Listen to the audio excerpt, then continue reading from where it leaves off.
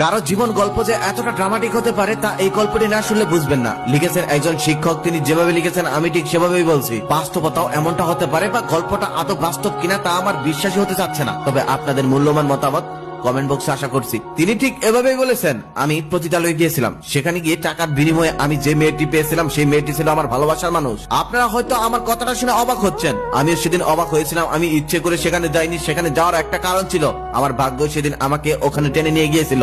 আমি একটা কুষ্টিয়ার সরকারি কলেজের শিক্ষক। তাহলে শুনুন আমার পতিতালয়ে যাওয়ার সেই কাহিনী। আমার নাম জোনায়েদ, বাসা কুষ্টিয়া। আমি যখন খুব ছোট্ট ছিলাম তখন আমার মা মারা যায়। মা মারা যাওয়ার পর আমার বাবা আরো একটি মেয়েকে বিয়ে করে আনে। আমার সেই নতুন মা ছিল অত্যন্ত সুন্দরী। যখন আমরা দুই ভাই বোন ছোট ছিলাম তখন আমাদের ভালোই আদর যত্ন করে মানুষ করত। তবে আমরা যতই বড় হচ্ছিলাম ততই আমাদের উপর অত্যাচার বেড়েই যাচ্ছিল। আমার বাবা আমাকে স্কুলে ভর্তি করে দেয়, কিন্তু সৎ মা স্কুলে যেতে দিত না। আমার আপুকে দিয়ে বাড়ির সমস্ত কাজ করিয়ে নিত। এত কাজ করতে করতে আপু খুব কষ্ট হতো। সারাদিন আমাদেরকে দুই বেলা খাবার দিত, তাও অল্প একটু। আমার বাবা এসব কিছুই জানতো না, কারণ সে ভোরবেলা দোকানে চলে যেত, রাতের বেলা বাসায় ফিরত। ততক্ষণে আমরা ঘুমিয়ে যেতাম। এমনও হয়েছে বাবার সাথে 1 মাস আমাদের দেখাই হয় নাই। বাবা আমাদের খোঁজ খবর নিত না। সে হয়তো ভাবতো সৎ মা আমাদেরকে ভালোই রেখেছে। আপুকে দিয়ে বাড়ির সকল কাজ করিয়ে নিত। সকালবেলা গোয়াল থেকে গরু ছাগল বের করা, বাড়ি ঘর ছাদ দেওয়া, থালা বাসন পরিষ্কার করা, রান্না করা, সমস্ত কিছুই ওই ছোট্ট মেয়েটাকে দিয়ে করানো হতো। যদি কখনো আপুর একটু কাজ করতে দেরি হতো তখন তাকে অনেক মারধর করত। তখন সে কান্না করত। আর মায়ের সময় আমি যদি কখনো কাছে যেতাম তাহলে আমাকেও মারত। তাই আমি ভয়ে কখনোই তার কাছে যেতাম না। একটা গেরস্ত বাড়ির যত কাজ তার সমস্ত কাজ আপুকে দিয়ে করানো হতো। আমাকে দিয়ে গরু ছাগলের ঘাস কাটানো হতো ও গরু ছাগল নিয়ে মারে পাড়িয়ে দেওয়া হতো। আর আমরা যদি কখনো কাজ না করতে চাইতাম তাহলে আমাদেরকে প্রচুর মারধর করতো। এমনকি ঠিক মতো ভাতও খেতে দিত না আমাদের। আপুই মাছ মাংস রান্না করতো, কিন্তু আমাদের কপালে জুটতো ডাল ভাত, তাও আবার অল্প, যেগুলো খেয়ে 3 গ্লাস পানি খাওয়া লাগতো। আবার সৎ মায়ের পরিবার থেকে মাঝে মাঝে আত্মীয় আসতো, মিষ্টি ফলমূল অনেক কিছু নিয়ে আসতো, তবে আমাদের কখনোই দিত না। ছোট ছিলাম তো তাই লোভ হতো। একদিন আমি আর আপু 2টি মিষ্টি চুরি করে খেয়েছিলাম, তবে শান্তি পাইনি। সেই মিষ্টি খাওয়ার পর মা জেনে যায় আর প্রচুর মারধর করে আমাদের। বিশ্বাস করেন তারপর থেকে আমি আর জীবনে কখনো মিষ্টি ছুঁয়ে দেখিনি। সৎ মা আমাদের সাথে বাবার সামনে একটু ভালো আচরণ করলেও বাবার অগোচরে চলতো এরকম কঠিন অত্যাচার। আমি কখনোই নিয়মিত স্কুলে যেতে পারতাম না। মাঝে মাঝে স্কুলে যেতাম আর রাতে লেখাপড়া করতাম আর দিনে করতাম সমস্ত কাজ। এভাবে চলে গেল কিছু বছর। আমি তখন ক্লাস 9-এ পড়ি। এত বড় হয়েছি, তবে কখনোই আমাদেরকে নতুন পোশাক কিনে দেওয়া হতো না। বাবা যদি কখনো মাঝে মাঝে কিনে দিত তাহলে মা সেটা নিয়ে যেত, আমাদেরকে পড়তে দিত না। আপু এত বড় হয়েছে তারপরেও কখনোই তাকে একটা ভালো পোশাক পরতে দেওয়া হতো না। সবসময় নোংরা পোশাক পরিয়ে রাখতো। আমার তখন 15 বছর বয়স, তবে 10 বছরের মধ্যে এমন একটা দিন খুঁজে পাওয়া যাবে না যেদিন আমি সৎ মায়ের হাতে মার খাইনি। আমাদের অত্যাচার আরো বেড়ে গেল যখন সৎ মায়ের ঘরে আরো একটি কন্যা সন্তান জন্ম নিল। আমাদের সেই ছোট্ট বোনটাকে আমার অনেক ভালো লাগতো, তাই চারপাশে ঘোরাঘুরি করতাম। কখনো কোলে নেওয়ার সাহস পেতাম না। একদিন সাহস করে কোলে নিয়ে একটা চুমু খেয়েছিলাম। তারপর যেই ঘটনা হয়েছিল সেটা আমি কখনোই ভুলতে পারবো না। আমার সৎ মা সেদিন আমাকে এমন জোরে থাপ্পড় মেরেছিল যার কারণে আমার একটা দাঁতই উঠে যায়। এভাবেই চলছিল আমাদের জীবন। আমাদের সেই ছোট্ট বোনটার নাম ছিল রিপা, তবে রিপাকে কখনোই আমাদের কাছে আসতে দিত না। হঠাৎ করে আমার সেই বড় আপুর একদিন বিয়ে হয়ে যায় একটা প্রাইমারি স্কুলের শিক্ষকের কাছে। আপুর বিয়ের দিন আমার মতো খুশি হয়তো আর কেউ হয়নি। আপুর বরটা মানুষ হিসেবে অনেক ভালো। আপু অনেক সুন্দর ছিল বিদায় আপু পড়াশোনা না জানা সত্ত্বেও একজন শিক্ষক হয়েও তাকে সে বিয়ে করেছে। আপু যে শ্বশুর শাশুড়ি পেয়েছে তাদেরকে শ্বশুর শাশুড়ি বললে ভুল হবে। আপু একদম বাবা মাই পেয়েছে। আপু অনেক সুখে আছে, এগুলো সৎ মায়ের সহ্য হতো না। আপুর বিয়ে হয়ে যাওয়ার পর আমার অত্যাচার আরো বেড়ে যায়। আমাকে মেয়েদের কাজগুলো এখন করতে হয়। আমি সেই সমস্ত কাজ করার সময় আমার ছোট্ট বোন রিপা যদি আমাকে হেল্প করতে আসতো তাহলে মা ওকে বকা দিত আর বলতো ওই অপরাধের কাছে কখনোই যাবি না, গেলে তোকে মেরেই ফেলবো। আমাকে আমার সৎ মা কেমন খাবার দিত রিপা তো সব জানতো। রিপা আমার সৎ বোন হলেও আমি কখনোই ওকে সৎ চোখে দেখিনি। আর রিপাও আমাকে অনেক ভালোবাসতো, কখনোই সৎ ভাই হিসেবে দেখেনি। রিপার রুম থেকে আমার রুমে আসার একটা দরজা ছিল। প্রত্যেকদিন রিপা ওর খাবার বেশি বেশি নিয়ে রুমে আসতো।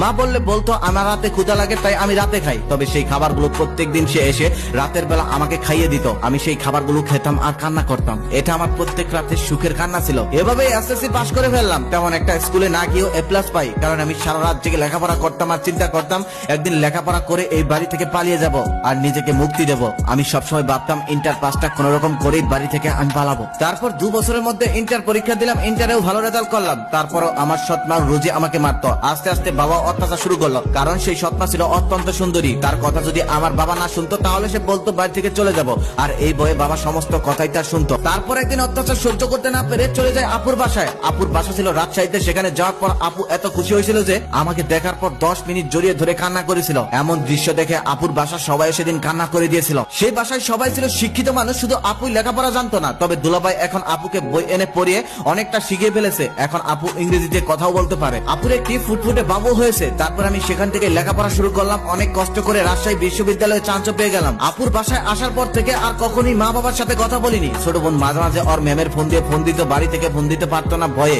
আপুর বাসার সবাইকে নিয়ে কিউট ভাগ্নিকে নিয়ে ভালোই কেটে যাচ্ছিল দিন। মনেই হচ্ছিল না তারা আপুর শ্বশুর শাশুড়ি, মনে হচ্ছিল তারা আমার আপন বাবা মা। দুলাভাই সে তো অন্য রকমের একজন মানুষ, আমার কখন কি লাগতো সে সব সময় খেয়াল রাখতো। আমি একবার একটা টিউশনি করতে চেয়েছিলাম, তবে আপুর শাশুড়ি আমাকে বলেছে আমার ছেলে কোনো টিউশনি করতে পারবে না। সেদিন আমি অনেক কান্না করেছিলাম, সে কান্না ছিল খুশির কান্না। আমার দিন ভালোই কাটছিল, দেখতে দেখতে লেখাপড়া শেষ হয়ে গেল। হঠাৎ একদিন আমার সৎমা আর বাবা আসলো আমাদের বাড়িতে, শুনলাম তারা নাকি আমাকে নেওয়ার জন্য এসেছে। আমি সেদিন যেতে চাইনি, কিন্তু ছোট বোন রিপা আর আপুর কথায় সেদিন আমার কুষ্টিয়া ফিরে যেতে হয়েছিল। বাসায় আসার পর সৎমা ভালোই ব্যবহার করতো, ভালোই খেয়াল রাখতো। এদিকে প্রত্যেকদিন আমি আপুর সাথে ফোনে কথা বলতাম। তার কিছুদিন পর বাড়ির কাছে একটা সরকারি কলেজে চাকরি পেয়ে যাই ভালো রেজাল্ট থাকার কারণে। ভালোই চলছিল দিন। এভাবে চলতে চলতে কিছুদিন পর একটা এতিম মেয়ের সাথে আমার সম্পর্ক হয়। ওর বাবা মা ছোট কালে মারা গেছে, ও মামার বাড়িতে থেকে মানুষ হয়েছে। মেয়েটার নাম হলো নিন্দা। নিন্দা আবার অনার্স থার্ড ইয়ারের পরে ওর সাথে পরিচয় হয়েছিল ওর মামার সাথে। ওর মামা আমাদের কলেজেরই প্রফেসর। নিন্দা যদিও শ্যামলা ছিল, কিন্তু দেখতে অনেক মায়াবী। ওর দিকে একবার তাকালে চোখ ফেরানোই যায় না। নিন্দার মামা তখন বুঝে গিয়েছিল আমাদের মধ্যে কোনো সম্পর্ক আছে, তবে তিনি কোনো আপত্তি করেনি। তিনিও ঠিক করেছিলেন তিনি নাকি নিন্দাকে আমার সাথে বিয়ে দিবেন।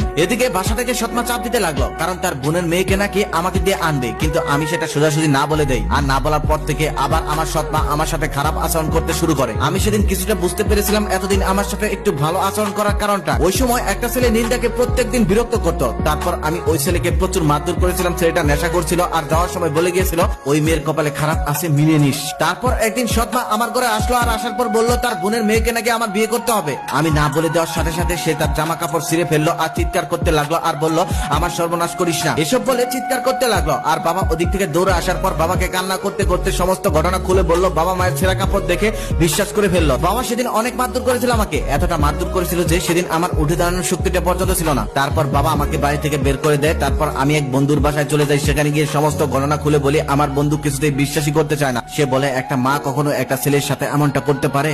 ওদিক থেকে আবার নিন্দার মামা খবর দেয় নিন্দাকে নাকি পাওয়া যাচ্ছে না। অনেক খোঁজাখুঁজি করার পরেও তাকে পাওয়া যাচ্ছে না। তখন আমি তো আরো চিন্তায় পড়ে যাই। অনেক খোঁজাখুঁজির পর জানতে পারি যে নিন্দাকে নাকি ওই ছেলেটা নিয়ে জোর করে খারাপ জায়গায় বিক্রি করে দিয়েছে। তারপর আমি সেখানে যাই, আর সেখানে গিয়ে নিন্দাকে দেখতে পাই। নিন্দাকে দেখে আমি জড়িয়ে ধরি, আর জড়িয়ে ধরার কারণে সেখানকার মানুষ কিছুটা সন্দেহ করে ফেলে। সেখানে থাকার সেই মহিলাটা তখন বলে এটা ভালোবাসার জায়গা না, যা করতে এসেছো করো আর তাড়াতাড়ি এখান থেকে চলে যাও। আমি তখন তাকে রুম থেকে বের হয়ে যেতে বলি, কিন্তু সে সন্দেহ করে ফেলে। সে বলে যা করতে হবে আমার সামনেই করো, আর যদি এদিক সেদিক করো তাহলে কিন্তু একদম পুলিশে দিয়ে দিব। নিন্দার চোখে ততক্ষণে শুধু জল ঝরছিল। ওই মহিলাটা একটু সময়ের জন্য বাইরে যায়, আর ওই সময় আমি পুলিশকে ফোন করি। পুলিশ আমার পরিচিত হয়, অতি শীঘ্রই সেখানে চলে আসে। তারপর ওই মহিলাকে আর ওই ছেলেকে গ্রেপ্তার করা হয়, আর আমিও নিন্দাকে সেখান থেকে উদ্ধার করতে সক্ষম হই। আমাদের বিয়েতে আমাদের আপুর শ্বশুর বাড়ির সবাই থাকে। পরে বাবা নাকি ছোট বোনের কাছ থেকে জানতে পেরেছে আসল ঘটনা। ঘটনা জানার পর আমার সেই সৎমাকে বাবা বাড়ি থেকে বের করে দিয়েছে, বলেছে আমার বাড়িতে আর কখনোই আসবি না, তুই যা টাকা পয়সা পাস সমস্ত টাকা আমি তোর কাছে পাঠিয়ে দেবো। তারপর বাবা তার ভুলের জন্য আমার কাছে ক্ষমা চায়। অতঃপর আমরা অনেক সুখে শান্তিতে সংসার করছি